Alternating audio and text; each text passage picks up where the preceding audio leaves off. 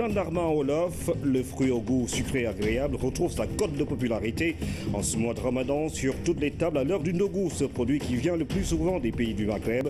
Au Sénégal, beaucoup de croyances entourent sa consommation et son commerce est considéré comme rentable. On en parle dans la rubrique au cœur de nos cultures. Popoguine va changer de visage. Après le pèlerinage marial, les travaux de modernisation de la cité religieuse vont démarrer. Le sanctuaire sera délocalisé sur le site du village des marcheurs. Une résidence, une salle de conférence, l'abri du pèlerin seront construits de même qu'un espace vert. Bonsoir et bienvenue à tous. Les travailleurs ont voté ce mardi. Les élections de représentativité des centrales syndicales se sont déroulées sur l'ensemble du territoire sénégalais.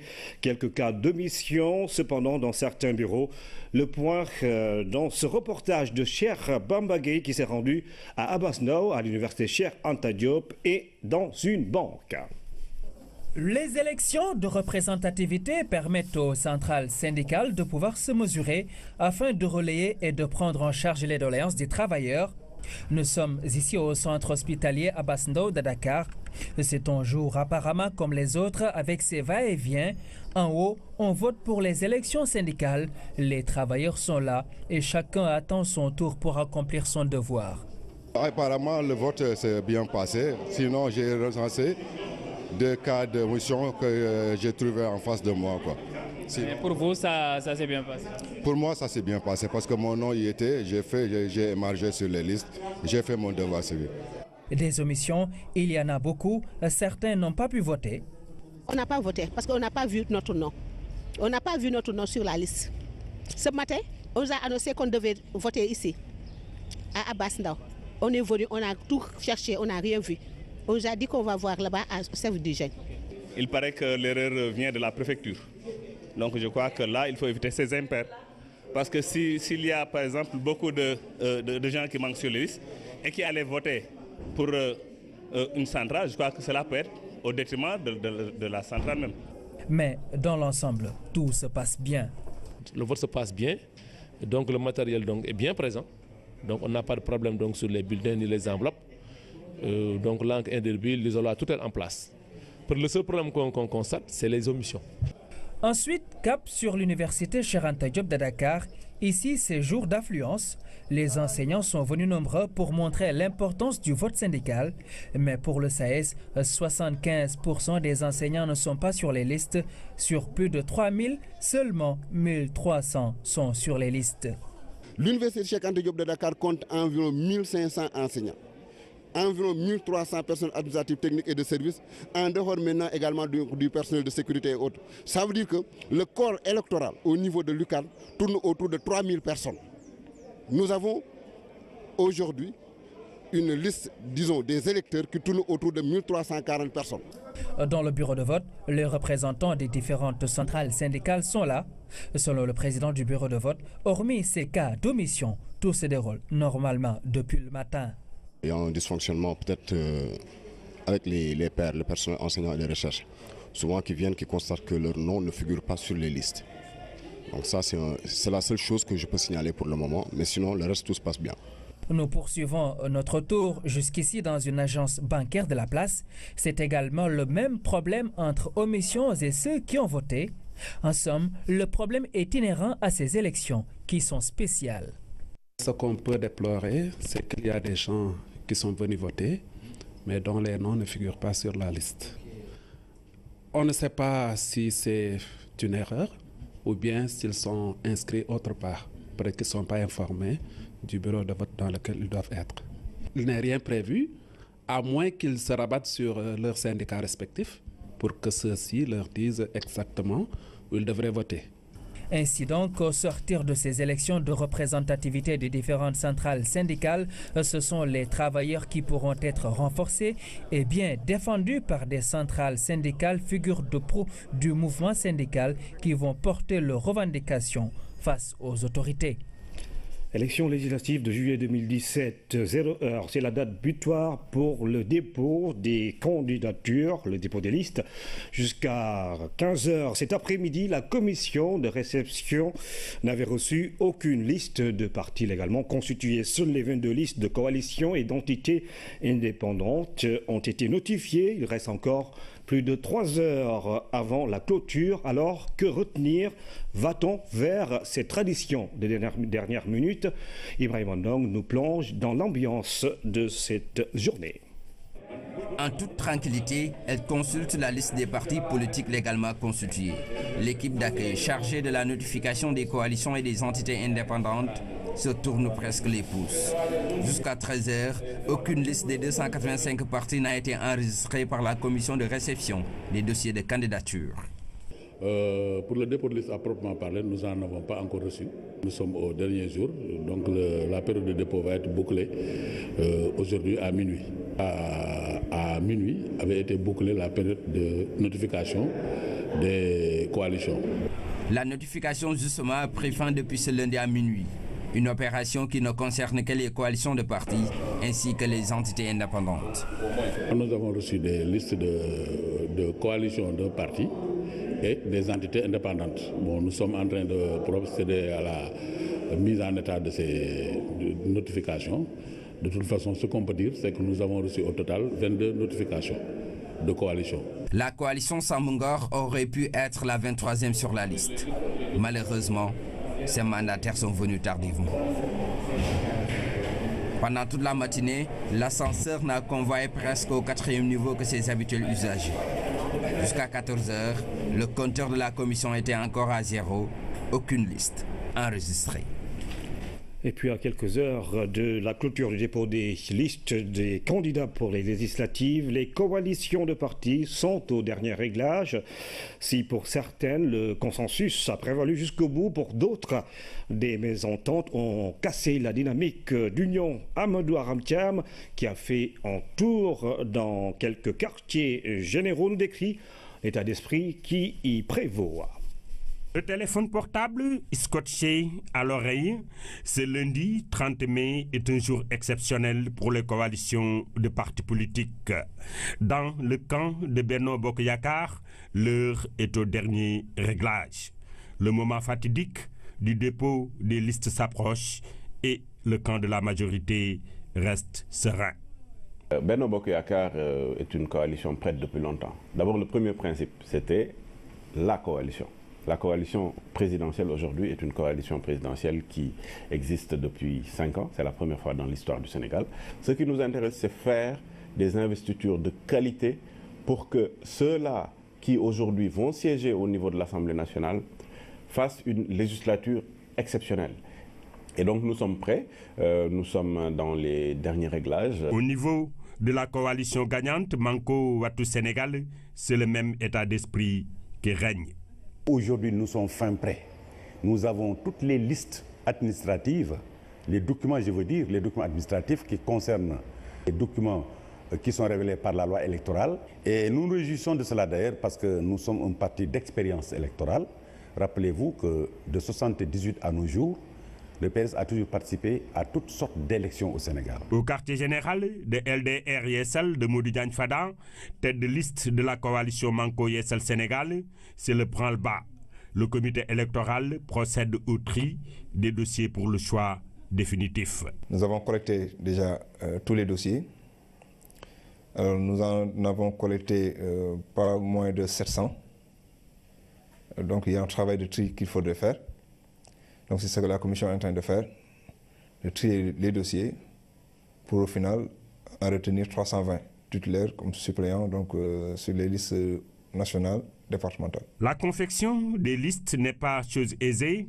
Ceci est lié à la nature même de l'élection des députés et de la composition des partis et ou des coalitions de partis.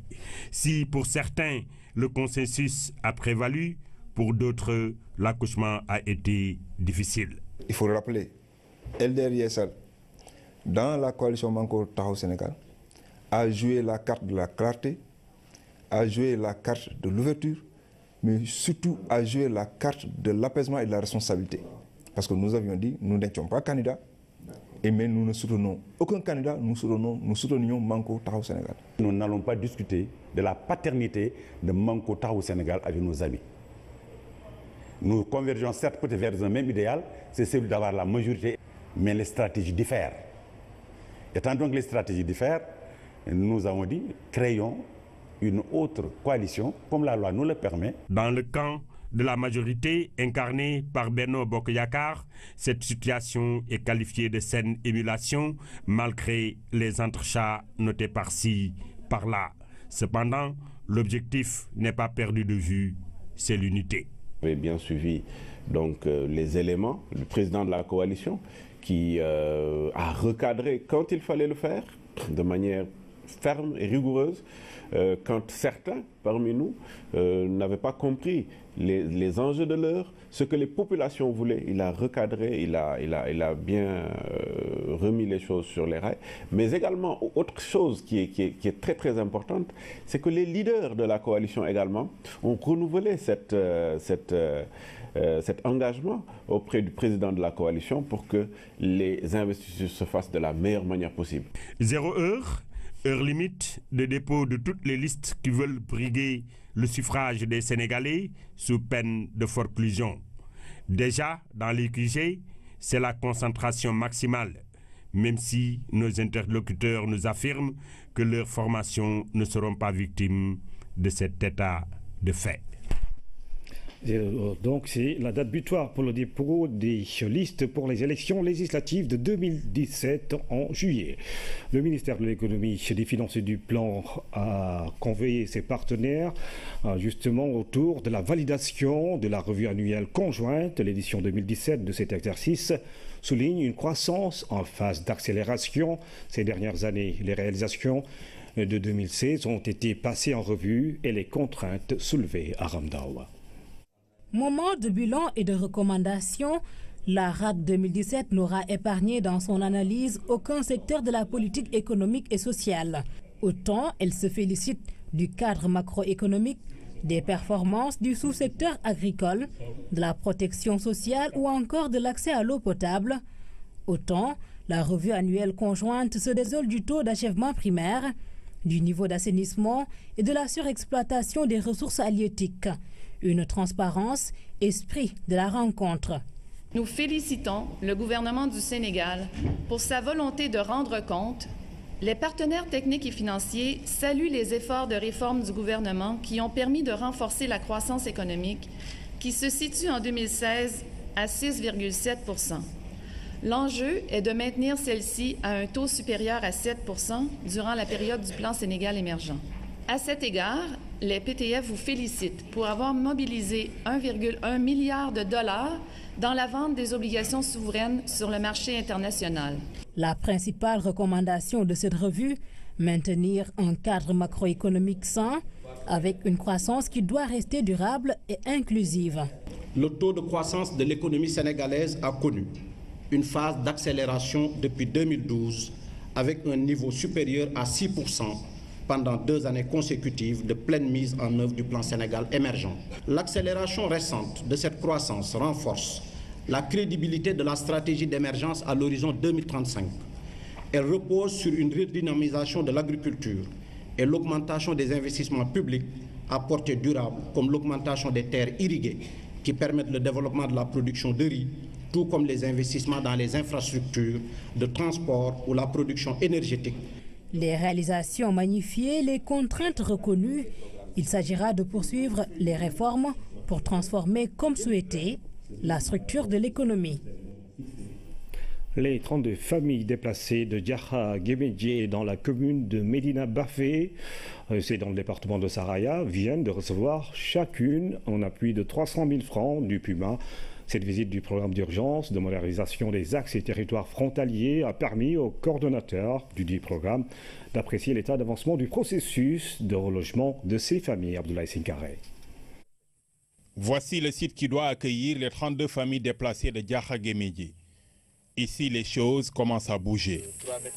Un forage de 18 mètres cubes a fini d'être creusé. Pour s'installer quelque part, il faut de l'eau.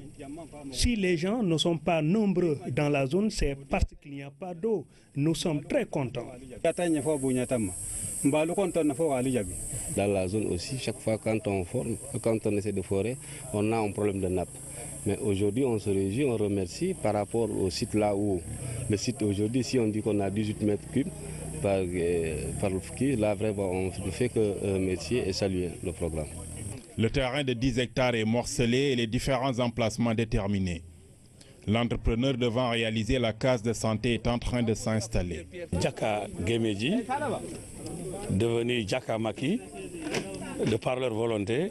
C'est un village pilote donc du Puma, ou même qui est dans une zone aussi pilote. Nous avons débuté nos actions ici à Djaka Gemeji et les réalisations seront multisectorielles.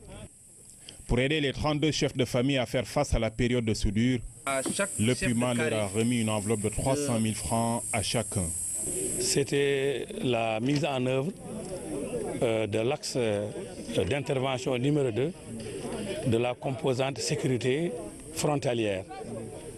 Effectivement, le chef de l'État a insisté pour quand même qu'on mette en œuvre cet axe d'intervention afin d'aider les populations de Djaka Gemeji délogées du pays voisin et qui font face à un certain nombre de problèmes.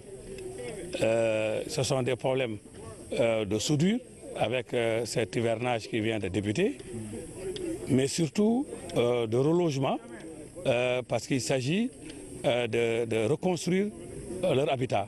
Le processus de relogement des déplacés de Djaka Gemeji avance à grands pas. Cette vaste étendue qui a été peuplée d'arbres il y a peu va bientôt changer de visage.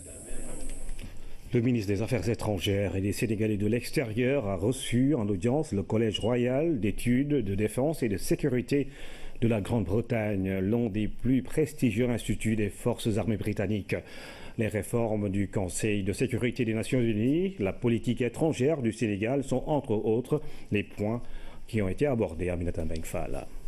Le Sénégal, en cas d'école pour le Collège royal d'études de défense et de sécurité de la Grande-Bretagne, plusieurs points relatifs à la gestion des conflits, les réformes du Conseil de sécurité des Nations Unies ou encore à la politique étrangère du Sénégal ont été abordés lors de cette rencontre. J'ai exposé sur les orientations de politique étrangère, les différents axes définis, comme vous le savez, les orientations de politique étrangère par le chef d'État, qui est le chef de la diplomatie, et ensuite expliquer un peu nos actions globales au sein de la CEDEAO, au sein de l'Union africaine et au sein du Conseil de sécurité dont nous sommes membres non permanents. Nous avons échangé également sur notre participation aux opérations de maintien de la paix à travers le monde, sur la réforme également du Conseil de sécurité et sur notre action de médiation dans différents conflits. Le Collège royal d'études de défense est l'institut de formation le plus prestigieux des forces armées britanniques. Cette visite entend renforcer la coopération militaire entre les deux pays. J'étais ravi d'être ici, de comprendre la perspective du Sénégal et de prendre le Sénégal en tant que cas d'étude pour son engagement dans la région, mais aussi pour le développement du Sénégal même. Et c'était une audience très intéressante et il a remercié Monsieur le ministre pour ces observations très perspicaces. Cette visite montre notre volonté de renforcer nos relations sur le plan militaire, sur tout ce qui est la défense. Nous avons créé au début de l'année un poste d'attaché de défense ici à Dakar et cette visite par le Royal College of Defence Studies, un peu l'équivalent du Collège des hautes études de défense, montre vraiment notre engagement à cet égard. La délégation du Collège royal d'études de défense et de sécurité, composée de 19 membres, passera 5 jours au Sénégal. Des visites à Ziguinchor, à l'île de Gorée, entre autres, sont prévues. Une brigade spéciale en tourisme vient de voir le jour. L'agence d'assistance à la sécurité de proximité va déployer partout dans le pays 300 assistants à la sécurité touristique. Le ministre de l'Intérieur et son collègue du tourisme saluent cette initiative qui va contribuer à mieux vendre la destination Sénégal. Hamidou Diop. Les gilets sont siglés police touristique. Cette brigade de près de 300 AST vient renforcer le dispositif sécuritaire déployé pour donner plus de quiétude à ce secteur clé de l'économie. L'agence d'assistance à la sécurité de proximité pourvoyeuse de ses assistants à bien diagnostiquer la situation. Il n'y a pas de développement touristique possible sans la sécurité. C'est bien beau d'avoir des loisirs, mais il va falloir que ce soit dans un cadre sécurisé. C'est dans ce contexte que cette brigade de sécurité touristique est mise en place pour vraiment apporter son concours à la promotion touristique de notre pays. Et cette formation-là va être accompagnée des formations propres au tourisme. Par exemple, il y a le Christer Tourisme du ministère de la formation professionnelle qui pouvait être naturellement utilisé pour pouvoir appuyer vraiment la capacité de nos ASP au niveau de leurs sites respectifs. Placés sous l'autorité du commissariat spécial du tourisme, ces AST vont intervenir au niveau des différents pôles où ils seront appuyés par des forces de police. Nous, notre base de travail, c'est les pôles touristiques. Ce n'est pas la géographie administrative là. Donc, le ministère a découpé justement ces zones en zones touristiques. Nous comptons maintenant faire le maillage à partir de ces pôles touristiques. Avec le déploiement de ces AST, une nouvelle image du tourisme devrait se dessiner au Sénégal au bénéfice de tous. Aussi, je voudrais souligner aux assistants à la sécurité touristique qu'au-delà de l'aspect sécuritaire, leur mission devrait embrasser toute la dynamique d'encadrement et d'accompagnement nécessaire pour rassurer les personnes qui fréquentent nos lieux touristiques. Source importante de devises pour le pays, le secteur touristique demande une maîtrise des facteurs liés surtout à la sécurité.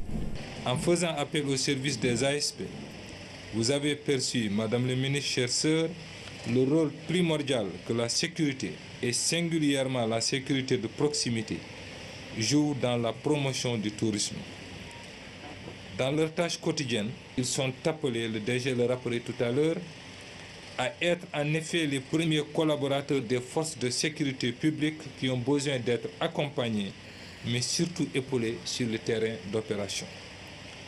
Les ASP ont surtout l'avantage de la connaissance du milieu et proches des populations. Par conséquent, ils sont mieux outillés à déceler les sentiments d'insécurité.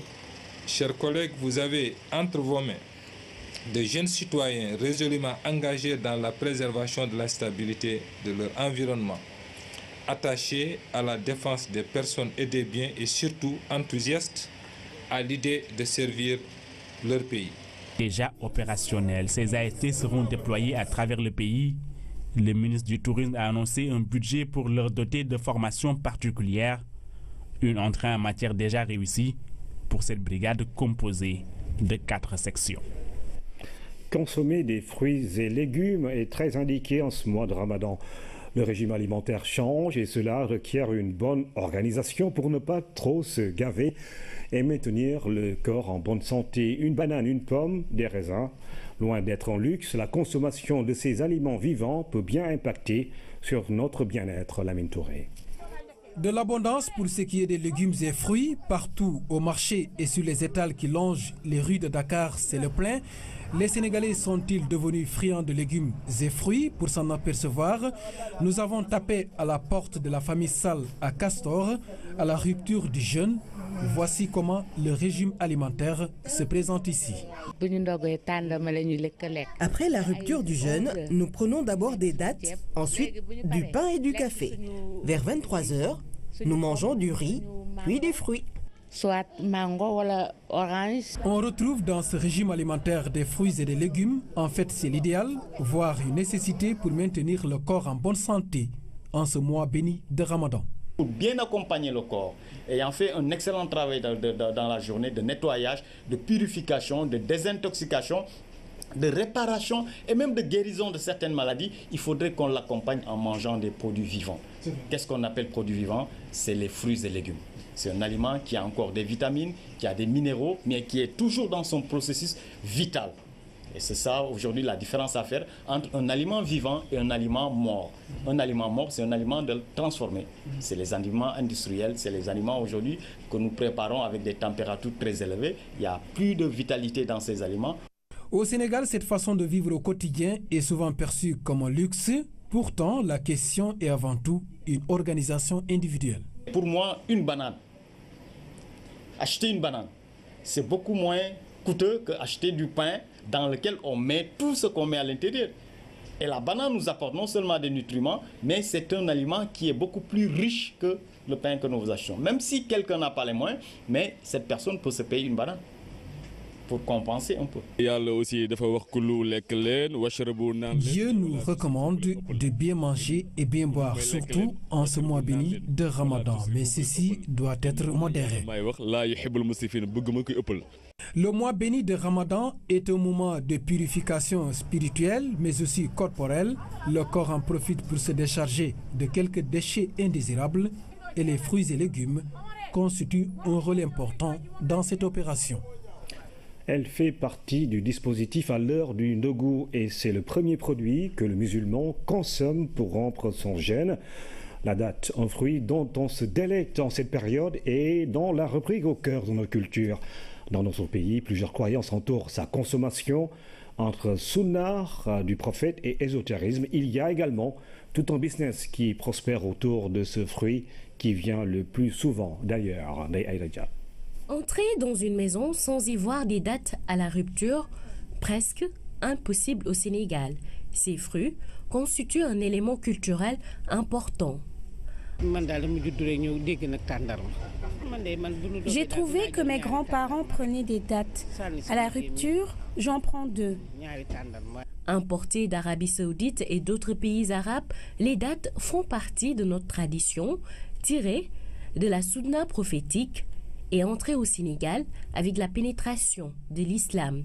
Le prophète dans sa vie, comme ses disciples d'Abou Bakr, Ousmane, Ali et tout le monde, les Saoudiens vivaient de ces dates. C'est à partir de la Tunisie, de Kérouan, que la pénétration islamique s'est faite vers le Tchad, vers le Sénégal, vers ailleurs, jusqu'à ce que l'islam se soit implanté. Mais le Maghreb a été très réceptif aux plantes, aux dattiers. Donc, dès que la ville de Kérouan a été créée, ils sont venus avec leurs plantes et le sol l'a adopté. Aujourd'hui, les plus grands dattiers du monde se trouvent en Tunisie. En Tunisie, en Algérie et une partie au Maroc. Et beaucoup de croyances entourent la consommation de ces dates. Nous avons des anciens, des êtres aux connaissances, qui ont des connaissances historiques. Ils disent que dans la vie, il faut toujours commencer par 1, 3, 7, 11, etc. Pour Yaes Diallo, c'est un business rentable en cette période. Vendre des dates, ça marche bien en ce moment. C'est parce que beaucoup ne s'imaginent pas rentrer à la maison sans les dates le soir. À la descente, j'achète des dates. C'est indispensable pour la rupture. Je sais que c'est bon pour la santé. Du point de vue sanitaire, la date présente beaucoup d'avantages, forte teneur en fibres et en sucre. Un patrimoine culinaire certes venu d'ailleurs, mais on ne peut plus s'en passer.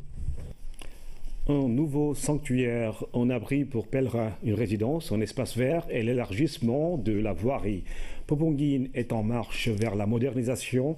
La cité religieuse qui accueille le pèlerinage marial chaque année devrait changer de visage après l'édition de cette année. Les travaux démarrent en juillet 2017. Anne-Marie Gomis. Inscrit dans le programme présidentiel de rénovation des cités religieuses, Popenguine va bientôt changer de visage. D'importants travaux de modernisation et de réhabilitation sont annoncés. Il est prévu la délocalisation du sanctuaire sur le site du village des marcheurs. Les travaux vont démarrer aussitôt après le grand pèlerinage. Le grand pèlerinage annuel national de Pentecôte va être délocalisé sur le site actuel du village des marcheurs. Et là, le gros projet, ça fait 27 000 mètres carrés de couverture pour une capacité de 65 000 places assises, avec des cercles concentriques qui peuvent servir pour les petits, moyens et grands pèlerinages. Mais pour le grand pèlerinage, c'est 65 000 places assises qui sont prévues couvertes. sur l'actuel site du village des marcheurs, qui était un haut lieu avec une très belle vue sur la mer, sur la basilique et sur l'ensemble de l'environnement. C'était un très beau site. Mais l'actuel sanctuaire sera réservé aux autres pèlerinages. Le choix de l'église se justifie par la masse de pèlerins accueillis chaque année. Et pour leur assurer un bon accueil et un bon séjour, un abri du pèlerin figure dans le plan spécial.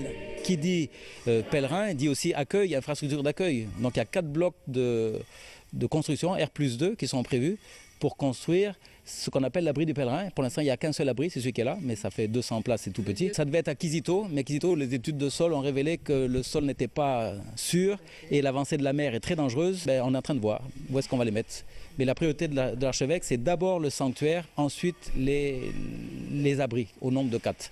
En plus de la construction d'une résidence, d'une salle de conférence et l'élargissement de la voirie, des espaces verts sont prévus sur le site, ainsi que des endroits de détente, tout ce qui favorise le repos et la prière. Le pèlerinage marial de Popenguine, c'est le 2 juin prochain. Vous aurez des reportages consacrés à cet événement religieux au Sénégal. À partir du 26 août prochain, des images chocs seront apposées sur les paquets de cigarettes. Cette stratégie est adoptée afin de dissuader les fumeurs de plus en plus nombreux chez les jeunes au Sénégal. Les fumeurs actifs constituent 11% de la population. Révélation faite par le coordinateur du programme national de lutte contre le tabac, le docteur Oumar Ba, alerte sur le tabagisme à la veille de la journée mondiale sans tabac. Le reportage de Rouyatouba. Les sensations procurées par la cigarette ne seraient qu'un écran de fumée. Les chiffres du tabagisme parlent d'eux-mêmes. Nous sommes à plus de 2 millions de Sénégalais qui fument, des adultes qui fument régulièrement. Il y a des hommes, il y a des femmes, c'est-à-dire à peu près ça fait 11% de fumeurs actifs adultes au Sénégal.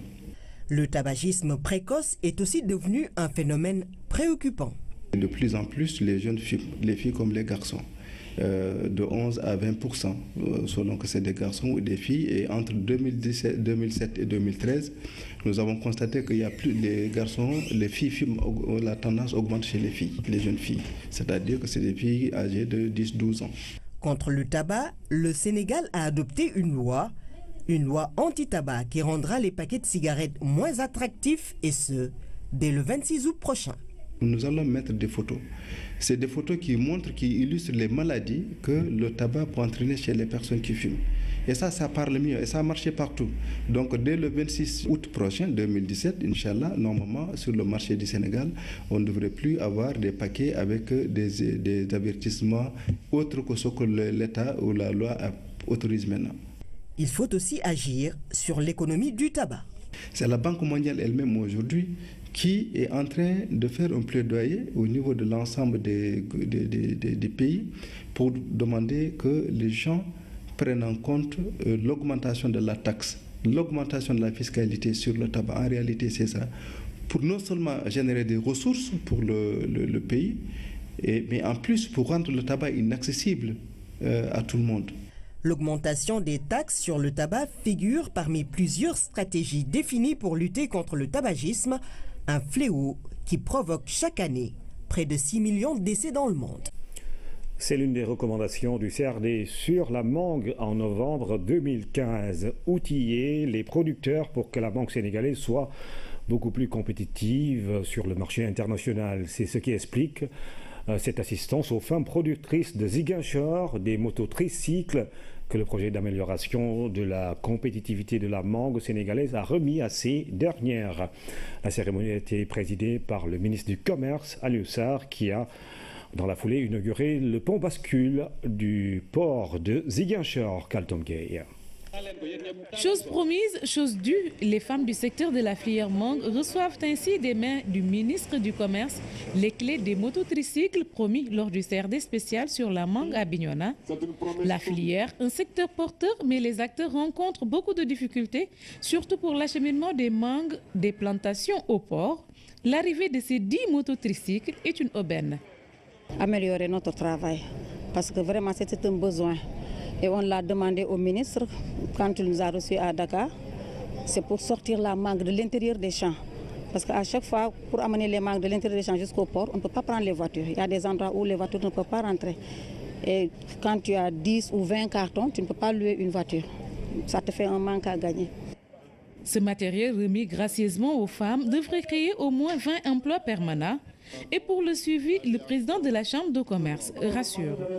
Nous mesurons pleinement les enjeux à cet égard et soyez assurés, Monsieur le ministre, que nous veillerons à faire une bonne exploitation de ce matériel que vous avez bien voulu mettre à la disposition des opérateurs économiques à travers notre institution consulaire. Cette remise de matériel est une phase du projet d'amélioration de la compétitivité de la mangue sénégalaise. Et pour que cette compétitivité soit effective, un plan d'action de la filière mangue a été adopté. Il va augmenter l'offre exportable de mangue et de produits dérivés de qualité et diversifier les marchés d'exportation. Ce plan comporte plusieurs composantes. Vous avez les tricycles, mais vous avez également le centre de conditionnement et de transformation de la pulpe de mangue qui est en cours de construction à Bignona. Au jour d'aujourd'hui, il y a plus de 160 millions de matériels qui sont commandés et qui seront livrés dans le site de Bignona dans les prochains jours. Donc ce centre, à terme, va produire plus de 320 tonnes de mangue fraîche au niveau de Bignona. Mais vous avez également tout un ensemble de programmes donc, de formation, d'accompagnement aussi des acteurs de la région sur les marchés extérieurs, mais également c'est la formation de plus de 550 personnes. Autant d'efforts pour que la mangue sénégalaise se hisse très haut sur le plan international. Selon le ministre, ce même travail sera effectué pour la filière anacarde. Alioune Sarr a profité de l'occasion pour visiter le complexe frigorifique de Ziguinchor, mais également inaugurer le nouveau pont bascule du port. L'actualité internationale sous forme de brèves illustrées. Elle nous mène en Allemagne, au Panama, en France et au Rwanda, où la commission électorale va contrôler les messages sur le net pour la présidentielle. Le récit de Philomène Constance-Diagne.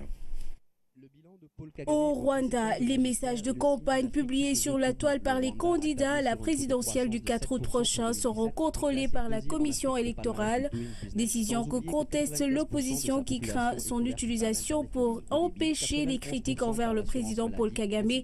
À partir du 14 juillet, tout contenu destiné à la publication sur les réseaux sociaux devra être soumis au moins 48 heures avant. L'opposition envisage des poursuites contre la commission électorale rwandaise. Édouard Balladur, mis en examen par la Cour de justice de la République dans l'affaire Karachi, information citée par l'AFP et confirmée par le Canard enchaîné. L'ancien Premier ministre est accusé d'avoir financé une partie de sa campagne présidentielle de 1995 grâce à des rétrocommissions sur des contrats d'armement. Tournée européenne du Premier ministre indien, Narendra Modi a été reçu par la chancelière allemande Angela Merkel. Arrivé depuis lundi, le chef du gouvernement indien s'est rendu ce mardi en Espagne, puis ce sera la Russie et en fin de semaine, la France. 4 pays européens pour cette tournée, première du genre pour le Premier ministre indien qui ne passera pas par Bruxelles. Beaucoup de perspectives en termes de resserrement des liens stratégiques sont en vue. Manuel Noriega n'est plus. L'ancien dictateur panaméen est décédé à l'âge de 83 ans ce mardi. Manuel Noriega était atteint d'une tumeur cérébrale. L'homme était un ancien agent de la CIA. Il a passé plus de 20 ans en prison aux États-Unis pour trafic de drogue, puis en France pour blanchiment d'argent et enfin dans son propre pays, le Panama, depuis 2011 pour la disparition d'opposants politiques sous son régime. C'est la fin de cette édition, mesdames et messieurs. Merci encore une fois de suivre l'actualité tous les jours sur la première chaîne de télévision sénégalaise. N'avait pas compris les enjeux de l'heure, ce que les populations voulaient. Il a recadré, il a bien remis les choses sur les rails. Mais également, autre chose qui est très très importante, c'est que les leaders de la coalition également ont renouvelé cet engagement auprès du président de la coalition pour que les investitures se fassent de la meilleure manière possible. 0 heure, heure limite de dépôt de toutes les listes qui veulent briguer le suffrage des Sénégalais sous peine de forclusion. Déjà, dans les QG, c'est la concentration maximale. même si nos interlocuteurs nous affirment que leurs formations ne seront pas victimes de cet état de fait. Donc c'est la date butoir pour le dépôt des listes pour les élections législatives de 2017 en juillet. Le ministère de l'économie, des finances et du plan a convoyé ses partenaires justement autour de la validation de la revue annuelle conjointe. L'édition 2017 de cet exercice souligne une croissance en phase d'accélération. Ces dernières années, les réalisations de 2016 ont été passées en revue et les contraintes soulevées à Ramdawa.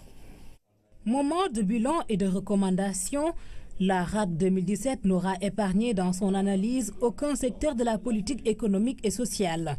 Autant elle se félicite du cadre macroéconomique, des performances du sous-secteur agricole, de la protection sociale ou encore de l'accès à l'eau potable, autant la revue annuelle conjointe se désole du taux d'achèvement primaire, du niveau d'assainissement et de la surexploitation des ressources halieutiques. Une transparence, esprit de la rencontre. Nous félicitons le gouvernement du Sénégal pour sa volonté de rendre compte. Les partenaires techniques et financiers saluent les efforts de réforme du gouvernement qui ont permis de renforcer la croissance économique, qui se situe en 2016 à 6,7 %. L'enjeu est de maintenir celle-ci à un taux supérieur à 7 % durant la période du plan Sénégal émergent. À cet égard, les PTF vous félicitent pour avoir mobilisé 1,1 milliard de dollars dans la vente des obligations souveraines sur le marché international. La principale recommandation de cette revue, maintenir un cadre macroéconomique sain avec une croissance qui doit rester durable et inclusive. Le taux de croissance de l'économie sénégalaise a connu une phase d'accélération depuis 2012 avec un niveau supérieur à 6 % pendant 2 années consécutives de pleine mise en œuvre du plan Sénégal émergent. L'accélération récente de cette croissance renforce la crédibilité de la stratégie d'émergence à l'horizon 2035. Elle repose sur une redynamisation de l'agriculture et l'augmentation des investissements publics à portée durable, comme l'augmentation des terres irriguées qui permettent le développement de la production de riz, tout comme les investissements dans les infrastructures de transport ou la production énergétique. Les réalisations magnifiées, les contraintes reconnues, il s'agira de poursuivre les réformes pour transformer comme souhaité la structure de l'économie. Les 32 familles déplacées de Diakha Guémédié dans la commune de Médina Bafé, c'est dans le département de Saraya, viennent de recevoir... Moi qui viennent, qui constate que leur nom ne figure pas sur les listes. Donc ça, c'est la seule chose que je peux signaler pour le moment, mais sinon le reste, tout se passe bien. Nous poursuivons notre tour jusqu'ici dans une agence bancaire de la place. C'est également le même problème entre omissions et ceux qui ont voté. En somme, le problème est inhérent à ces élections qui sont spéciales. Ce qu'on peut déplorer, c'est qu'il y a des gens qui sont venus voter, mais dont les noms ne figurent pas sur la liste. On ne sait pas si c'est une erreur ou bien s'ils sont inscrits autre part, peut-être qu'ils ne sont pas informés du bureau de vote dans lequel ils doivent être. Il n'est rien prévu, à moins qu'ils se rabattent sur leurs syndicats respectifs pour que ceux-ci leur disent exactement où ils devraient voter. Ainsi donc, au sortir de ces élections de représentativité des différentes centrales syndicales, ce sont les travailleurs qui pourront être renforcés et bien défendus par des centrales syndicales, figures de proue du mouvement syndical qui vont porter leurs revendications face aux autorités. Élection législative de juillet 2017, 0h, c'est la date butoir pour le dépôt des candidatures, le dépôt des listes. Jusqu'à 15h cet après-midi, la commission de réception n'avait reçu aucune liste de partis légalement constitués. Seules les 22 listes de coalitions et d'entités indépendantes ont été notifiées. Il reste encore plus de 3 heures avant la clôture. Alors, que retenir? Va-t-on vers ces traditions des dernières minutes? Ibrahim Ondong nous plonge dans l'ambiance de cette journée. En toute tranquillité, elle consulte la liste des partis politiques légalement constitués. L'équipe d'accueil chargée de la notification des coalitions et des entités indépendantes se tourne presque les pouces. Jusqu'à 13h, aucune liste des 285 partis n'a été enregistrée par la commission de réception des dossiers de candidature.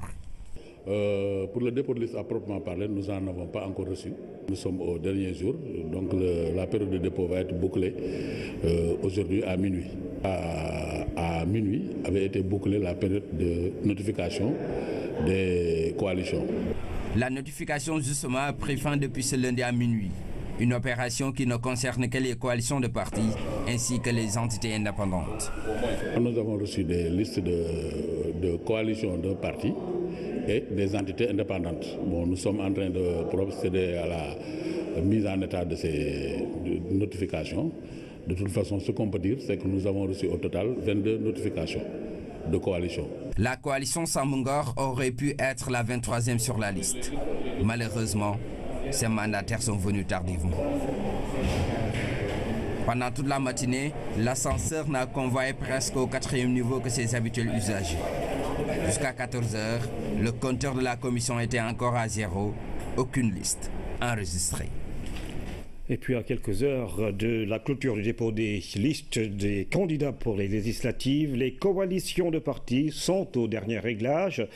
Si pour certaines le consensus a prévalu jusqu'au bout, pour d'autres des mésententes ont cassé la dynamique d'union. Amadou Aramtiam, qui a fait un tour dans quelques quartiers généraux, nous décrit l'état d'esprit. Gendarment Olof, le fruit au goût sucré agréable, retrouve sa cote de popularité en ce mois de Ramadan sur toutes les tables à l'heure du nogou, ce produit qui vient le plus souvent des pays du Maghreb.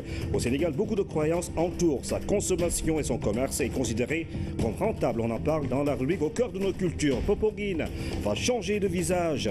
Après le pèlerinage marial, les travaux de modernisation de la cité religieuse vont démarrer. Le sanctuaire sera délocalisé sur le site du village des Marcheurs. Une résidence, une salle de conférence, l'abri du pèlerin seront construits de même qu'un espace vert. Bonsoir et bienvenue à tous. Les travailleurs ont voté ce mardi. Les élections de représentativité des centrales syndicales se sont déroulées sur l'ensemble du territoire sénégalais. Quelques cas d'omission cependant dans certains bureaux. Le point dans ce reportage de Cheikh Bambagay qui s'est rendu à Abass Ndao, à l'université Cheikh Anta Diop et dans une banque. Les élections de représentativité permettent aux centrales syndicales de pouvoir se mesurer afin de relayer et de prendre en charge les doléances des travailleurs. Nous sommes ici au centre hospitalier Abass Ndao de Dakar. C'est un jour apparemment comme les autres avec ses va-et-vient. En haut, on vote pour les élections syndicales. Les travailleurs sont là et chacun attend son tour pour accomplir son devoir. Apparemment, le vote s'est bien passé. Sinon, j'ai recensé 2 cas de motion que j'ai trouvé en face de moi. Mais pour vous, ça s'est bien passé? Pour moi, ça s'est bien passé parce que mon nom y était, j'ai émargé sur les listes, j'ai fait mon devoir civique. Des omissions, il y en a beaucoup. Certains n'ont pas pu voter. On n'a pas voté parce qu'on n'a pas vu notre nom. On n'a pas vu notre nom sur la liste. Ce matin, on nous a annoncé qu'on devait voter ici, à Abass Ndao. On est venu, on a tout cherché, on n'a rien vu. On nous a dit qu'on va voir là-bas à Sèvres du Gène. Il paraît que l'erreur vient de la préfecture. Donc je crois que là, il faut éviter ces impairs. Parce que s'il y a par exemple beaucoup de gens qui manquent sur les listes et qui allaient voter pour une centrale, je crois que cela peut être au détriment de la centrale même. Mais dans l'ensemble, tout se passe bien. Le vote se passe bien, donc le matériel est bien présent. Donc on n'a pas de problème sur les bulletins ni les enveloppes. Donc l'encre indélébile, l'isoloir, tout est en place. Le seul problème qu'on constate, c'est les omissions. Ensuite, cap sur l'université Cheikh Anta Diop de Dakar. Ici, c'est jour d'affluence. Les enseignants sont venus nombreux pour montrer l'importance du vote syndical. Mais pour le SAES, 75% des enseignants ne sont pas sur les listes. Sur plus de 3000, seulement 1300 sont sur les listes. L'université Cheikh Anta Diop de Dakar compte environ 1500 enseignants. Environ 1300 personnes administratives, techniques et de services, en dehors maintenant également du personnel de sécurité et autres. Ça veut dire que le corps électoral au niveau de l'UCAD tourne autour de 3000 personnes.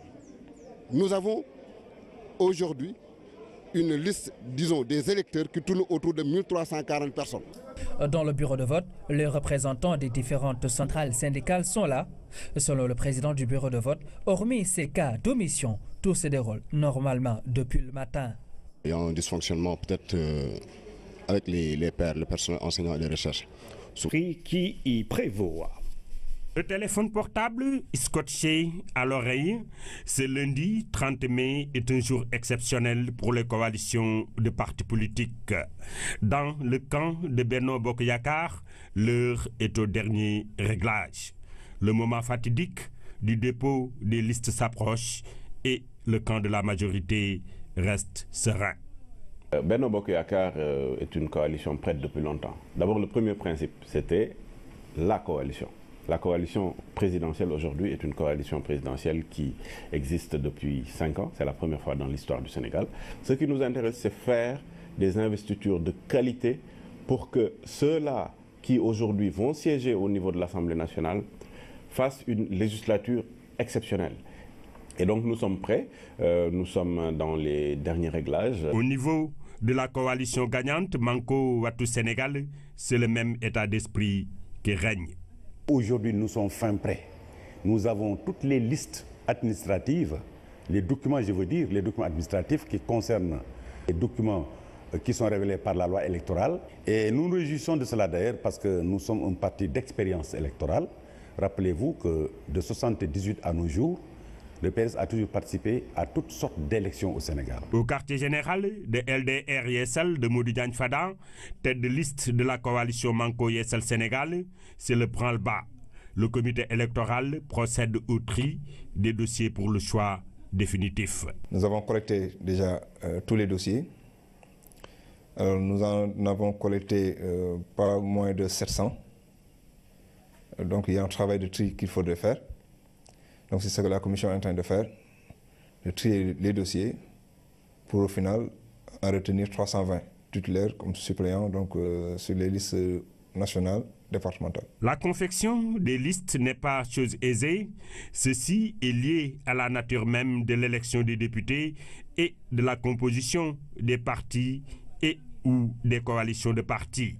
Si pour certains le consensus a prévalu, pour d'autres, l'accouchement a été difficile. Il faut le rappeler, LDR Yessal, dans la coalition Manko Taxawu Sénégal, a joué la carte de la clarté, a joué la carte de l'ouverture, mais surtout a joué la carte de l'apaisement et de la responsabilité.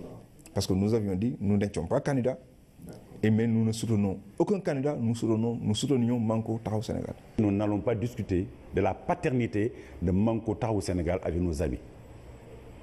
Nous convergeons certes peut-être vers un même idéal, c'est celui d'avoir la majorité, mais les stratégies diffèrent. Étant donc les stratégies diffèrent, nous avons dit, créons une autre coalition, comme la loi nous le permet. Dans le camp de la majorité incarnée par Benno Bokk Yakaar, cette situation est qualifiée de saine émulation, malgré les entrechats notés par-ci, par-là. Cependant, l'objectif n'est pas perdu de vue, c'est l'unité. J'ai bien suivi donc, les éléments, le président de la coalition qui a recadré quand il fallait le faire, de manière ferme et rigoureuse, quand certains parmi nous... Chacune en appui de 300 000 francs du PUMA.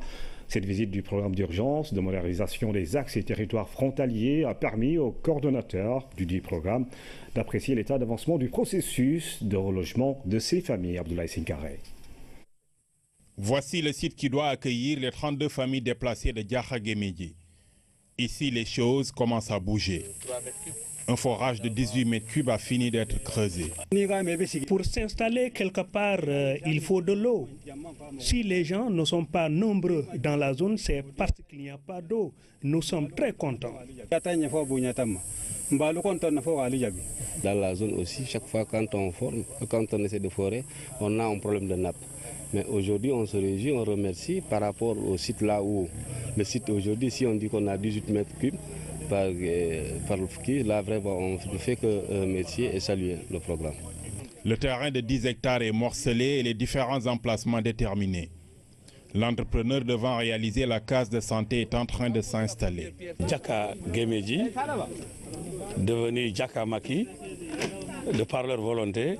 C'est un village pilote donc du PUMA, ou même qui est dans une zone aussi pilote nous avons débuté nos actions ici à Diaka-Guémédji et les réalisations seront multisectorielles.